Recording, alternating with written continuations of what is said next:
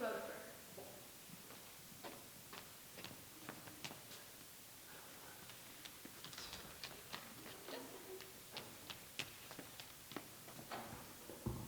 Okay, it's working. So before we start, I just want to mention that I apologize if I cough or stutter a little bit during the speech. I'm coming off a little bit of a cold, so one of my colleagues would probably say I need to get a little bit more sleep. So one day in England in 1993, two 10-year-old boys, John and Robert, decided one day that instead of going to school, they would go to a nearby shopping mall and steal multiple items. Eventually, they decided to steal 2-year-old James from his mother, who was temporarily distracted. They led the toddler 4 kilometers away to a railroad track and inflicted 42 separate injuries upon the child, from cuts and bruises to splashing swollen paint in the child's eyes. When a group of high school students later found the body and reported to officers, some of the officers that had to identify the body walked away with post-traumatic stress disorder. This story, for me, raises 2 primary questions. One, what pushed these children 3 years past the age of reason when they should have been able to discern the difference between right and wrong? And 2, why could we have not seen it coming, and why could we have not have prevented it in some way? In order to answer these 2 questions, we must do as PhD Elizabeth Englander says, understand violence. So what exactly is violence? Well, violence is defined as aggressive behavior with intent to cause harm. The word intent is central here, as humans are the only animal that engage in something called hostile aggression as opposed to instrumental. Hostile aggression is violence with the intent, with the primary goal being to cause harm, whereas instrumental, which all animals engage in, the violence is used to achieve some separate goal. For example, a robber hitting someone over the head to steal their wallet or purse. So this topic, violence in children, has kept my interest for about the past 3 years. I've always heard people talk about violence either on the news or talks like this one, but they almost never go into the whys behind it, why people take this certain action or what pushed it.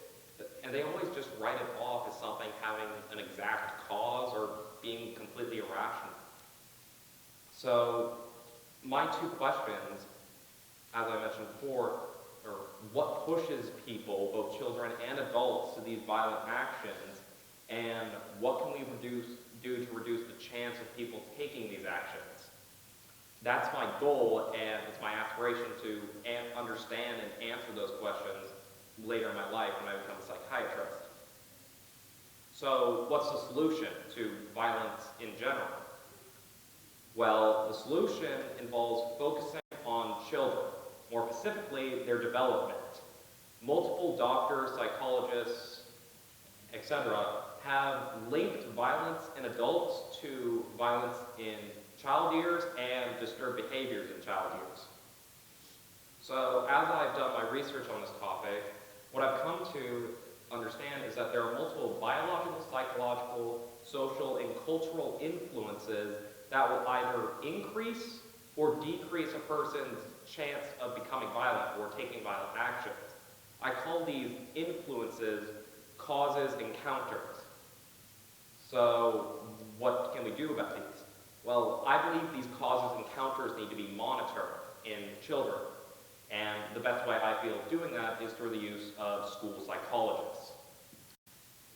Now, what these school psychologists can do is based on information from parents, from teachers, from other students, what they've seen, and in their experience, they can determine the risk or the chance of some students becoming violent, or if they're more at risk of being so, determine some of the causes and encounters they've been exposed to, and talk to parents with a plan to help monitor that child and stem some of those causes while introducing as many counters as possible. So what are some of these causes and counters? Well, one of the most present ones are biological factors, mainly chemical imbalances in the body, in messengers, neurotransmitters, and hormones that basically are the ways bodies communicate. So, of course, an imbalance in these messengers can lead to multiple disorders. For example, one of them, ADHD, attention deficient hyperactivity disorder, is a lack of dopamine and norepinephrine in the brain, two neurotransmitters. And the lack of these increase impulsivity and aggression in the user, or the person that has the deficiency. My own older brother actually has ADHD, and even though he was medicated for quite a while, he was actually quite aggressive at times. So, what's the counter to this? Well, most people probably already know it's medication. What medication does is it helps regulate some of these neurotransmitters and hormones, either increasing or decreasing the flow of them based on what's needed. So, for example, me personally, I have something called generalized anxiety disorder. Now, what this does is, well, it comes from a lack of serotonin in my brain. And what this does is it makes me more on edge, essentially. I have more adrenaline flowing through my system, and it's easier to set me off, and I just am essentially worried all the time. So I was prescribed Paxil, which increases the serotonin in my brain and essentially helps me relax, calm down, and focus on things more. So, although school psychologists cannot prescribe medication, they can identify the disorder and then refer parents to a psychiatrist, which can then prescribe the medication, if the parent so chooses. So, another and much more common cause is peer influence, namely bullying. So, when children reach about toddler age, which is about age 3 to 5, that's when they start interacting with their peers, and they'll be interacting with them for the rest of their life. So, at one point or another, most of them are going to come across bullying. So, bullying is defined as physical or emotional attacks against someone.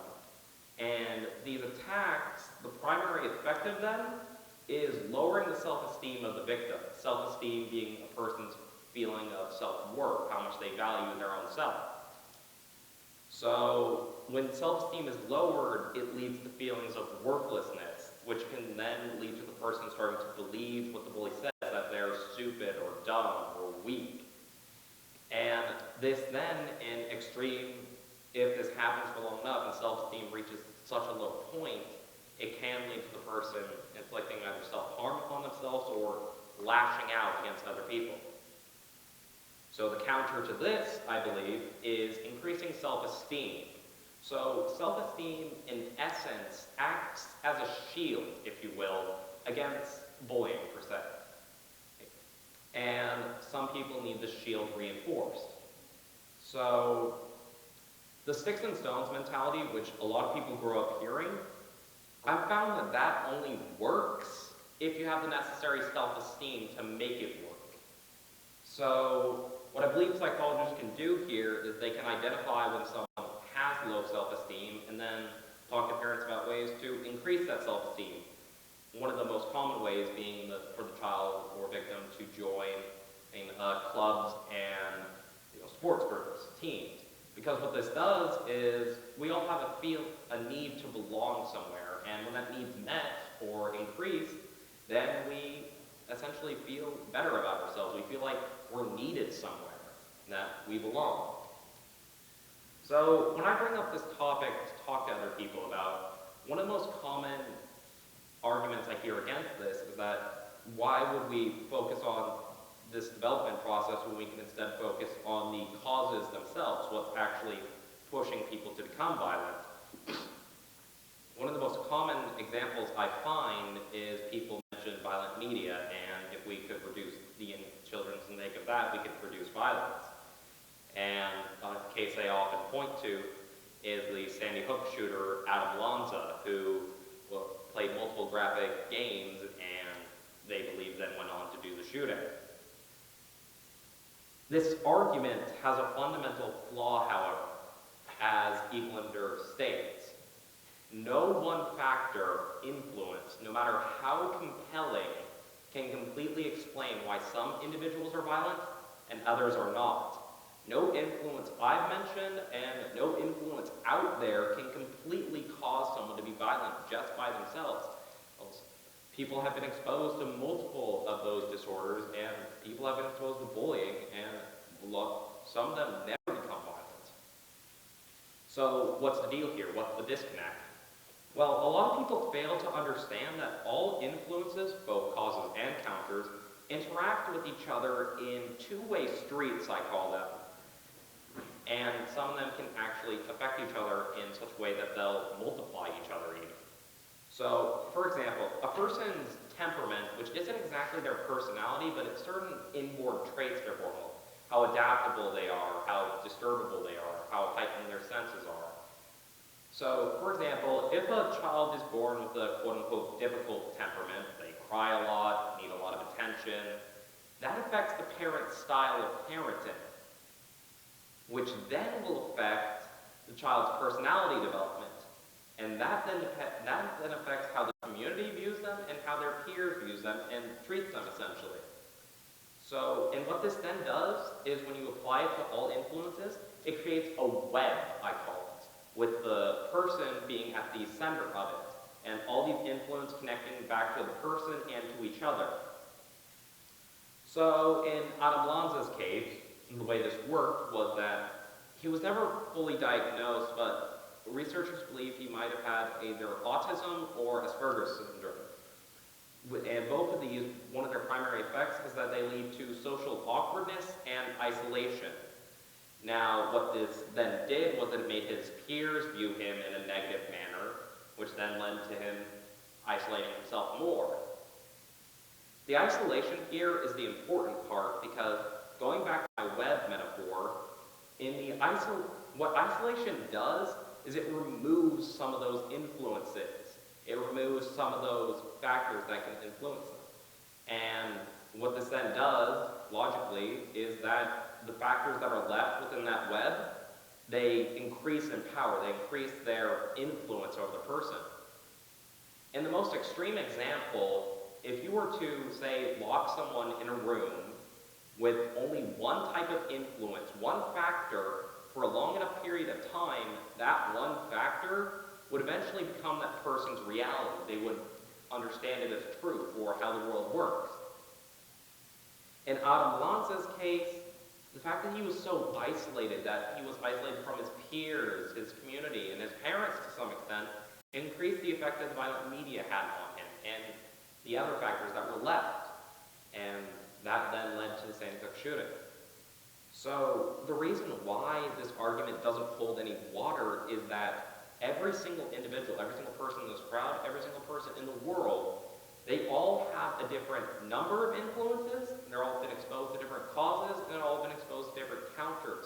Therefore, it's impossible to tailor things just to those causes or counters. So then we have to tailor things to the individual then, through monitoring the development. And I believe the best way of doing that is through the school psychologist. An ounce of prevention in development period in childhood can lead to is equal to a pound of cure in adulthood.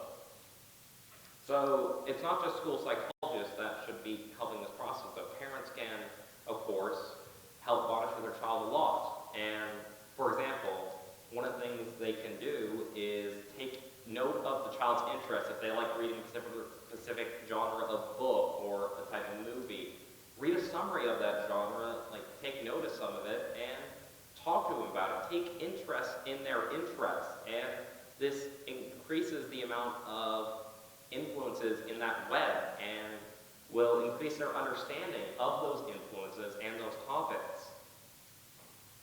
I believe that the topic of violence isn't something that we can just brush off anymore, just something that doesn't affect us or happens to other people, because it's something that's already affected our community and a lot of us, because one of the statistics is that Anchorage has been labeled one of the most dangerous cities in recent years, and that's tragic, I find. So I believe the best thing we can do is improve studying of this and do as much we can to prevent this from happening in other communities that are fortunate to not experience as many of these tragedies.